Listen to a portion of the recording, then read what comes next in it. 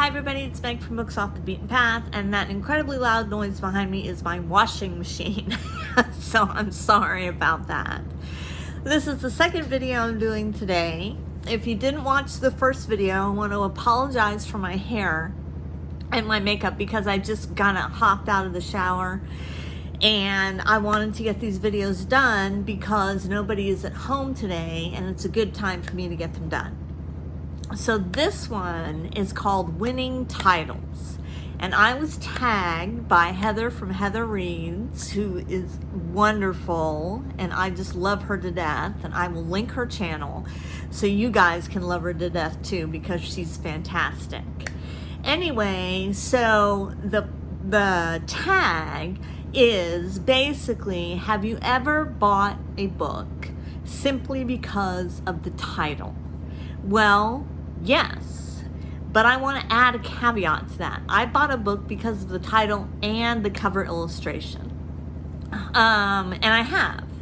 And so I'm going to go through these books rather quickly because I have a lot of books to show.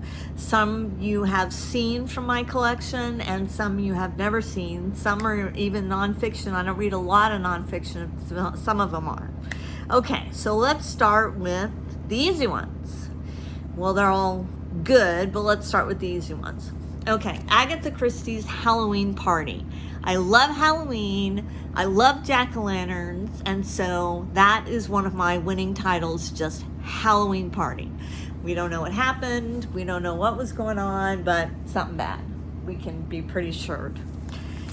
This one is still in its protected package, so let me take it out a second. Nurse River's Secret. I read this recently and I put it up for a poll and everyone wanted me to read this one first because we all wanted to know what her secret was. And it wasn't that exciting. I mean, it was a good book. I enjoyed it, but the secret wasn't that exciting. It wasn't like she's pregnant or anything. Okay, this one, I got this for the title alone because the front cover has nothing to do with the story, but I didn't know that at the time. Where is Mary Bostwick? I just loved that because I was like, who is she? Why are we looking for her? Where is she? Where is Mary Bostwick? Isn't that cool? I think that's super cool. One of my all-time favorites, Date with a Career. Date with a Career. Oh, this one was a great one. This one just made me, it just warmed the cockles of my heart. This one is about a young woman who wants to be a fashion designer and how that affects her life, being moved to a small town outside of New York City, and Date with a Career was a keeper. Wonderful book. Highly recommend. Okay, a little bit of nonfiction here. I got this one, The Cases That Haunt Us. And I got this one because it says From Jack the Ripper to John Benet Ramsey. The FBI's legendary mind hunter sheds light on the mysteries that won't go away. I got this specifically because of Jack the Ripper and John Benet Ramsey, which are two of my all-time favorite unsolved cases. I just think they're fascinating. And as soon as I saw this at Half Price Books, still waiting for that sponsorship, by the way, I just ripped it off the shelf and had to have it. That was when I went down with Michelle and Sarah, if you guys remember that video. Okay, what else we have? All right, this was the very first John Dickinson car that I've ever read, that I ever saw, and I picked it up at a used bookstore. It's called Hag's Nook. And look at the rat on there. And the rat has a piece of fabric in his mouth, and it just looked Hag's Nook. I loved that title, Hag's Nook, you know, witch, hag, and the nook, a small area, Hag's Nook. And then there's my favorite, Dr. Gideon Fell. There's his picture right there, zoom in. And yes, I bought this one because I loved that rat. And I thought it was going to be super cool. And you know what? I was right. Super cool. Okay. This one I bought mostly for the cover art, but I do love the title. This is Barbara Michaels, The Dark on the Other Side. Now here they are, and this is her husband, who at times turns into a dog. He's not a werewolf, he's a dog. Yes, that's correct. I have blown the surprise. But isn't that the greatest cover art you've ever seen? Look, they're all hugging each other and looking out, and he's, I'm the dog tonight. I'm gonna get ya. So, The Dark on the Other Side. Loved it. Here's a nonfiction book that I got as a Christmas present when I was a teenager. And I saw it at the bookstore, and I wanted it so much. And let me just say, I like modern art. I like all art, but I am by no means anywhere an expert on anything. But this one was called False Impressions, The Hunt for Big Time Art Fakes.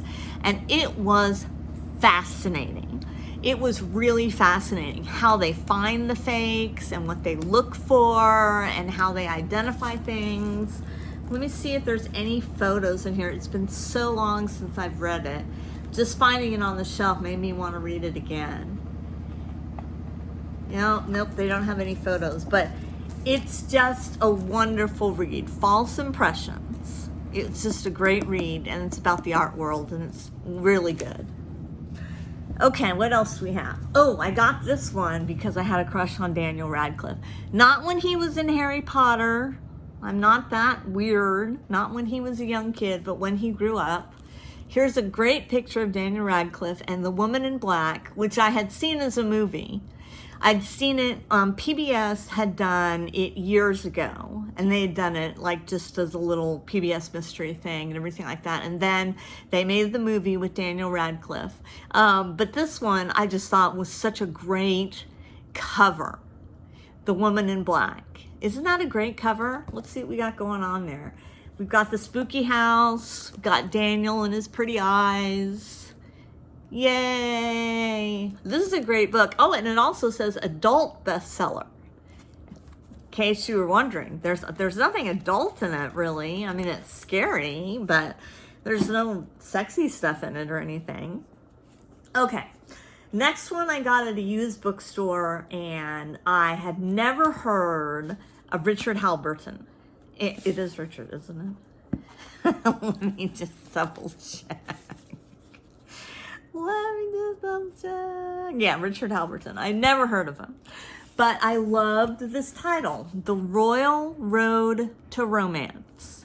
The Royal Road to Romance. And it's still one of my all-time favorite books. Let's see if I can get a picture of Richard here. There's a picture up front. It's so delicate, I don't want to damage it in any way. But here's Richard in front of the Taj Mahal. And it's wonderful. It starts out with him being a college student and then deciding that he wants to see the world, and he hops on a ship and he goes and he sees the world. And I love the title, The Royal Road to Romance. And it's not romance like between a man and a woman. It's just romance, the romance of life and everything. This one I got because I'm a big science nerd. Now, you may not know that about me, but I like sciencey books and stuff like that. I haven't found any lately. Well, I mean, I have The God Particle that I reread and everything like that, but I haven't found any lately that I've just had to buy because I've been going through this whole vintage thing. But Broca's Brain by Carl Sagan. Again, I bought this for the cover. I love Carl Sagan, and I was just wondering, it says Reflections on the Romance of Science. And I just thought, oh wow, that's just like a cool lead-in. I'm really gonna enjoy this one. And it was fascinating. It was absolutely fascinating. I would read this one again in a minute. I think that Carl Sagan, God rest his soul, I think he's wonderful. I didn't finish my sentence there, so I went back to finish it. Moose is now barking at the mailman. So let's take a moment, get something to drink, get a snack. I still have a few more.